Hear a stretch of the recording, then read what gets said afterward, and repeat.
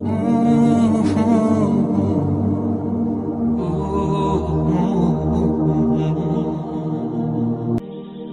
جانتا ہے کہ تمہارا خاموش دل کیا چاہتا ہے۔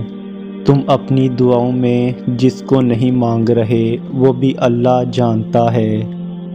وہ تمہارے سینے میں چھپے ہر درد کو محسوس کرتا ہے۔ وہ تمہاری ہر سرگوشی کو سن رہا ہے۔ ہو سکتا ہے تم سمجھ رہے ہو اس وقت وہ تمہیں جواب نہیں دے رہا، مگر وہ تمہارے لیے بہترین منصوبے بنا رہا ہے۔ بے شک وہ بہترین کارساز ہے۔ کبھی انسان کا دل کسی چیز کے لیے بہت تڑپتا ہے، اتنا کہ اس کے لیے صبر کرنا بھی مشکل ہو جاتا ہے۔ انسان ہر روز اس چیز کو حاصل کرنے کے لیے ہر اس لمحے دعا کرنے کی کوشش کرتا ہے جو لمحہ دعا کے لیے افضل ہے، اور اس کی آنکھیں اپنی مانگی گئی دعا کے قبول ہونے کے انتظار میں ہر روز ادھر ادھر تکتی رہتی ہیں، اور یہ تو بھول ہی جاتی ہیں کہ اللہ نے ہر چیز کو عطا کرنے کا مخصوص اور بہترین وقت مقرر کر رکھا ہے۔ ہمیں یاد رکھنا چاہیے کہ اگر ہمیں کسی چیز کو حاصل کرنے کی اتنی چاہت ہے تو اس چاہت کرنے والے دل کا مالک کون ہے؟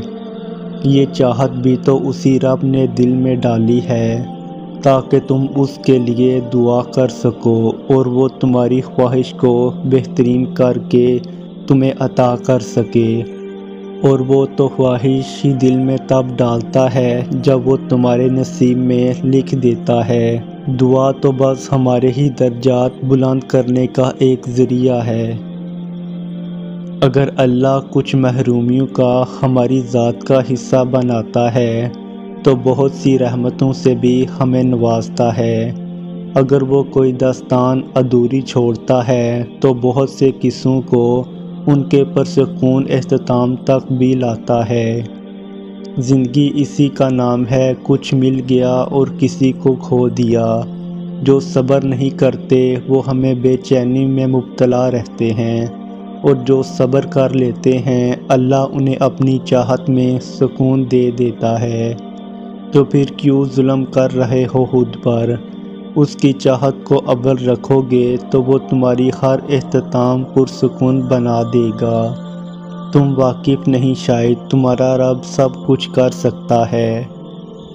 جس سکون کی تلاش میں تم اوروں کے پیچھے بھاگ رہے ہو وہ سکون تمہاری اپنی ذات میں اللہ نے چھپا رکھا ہے۔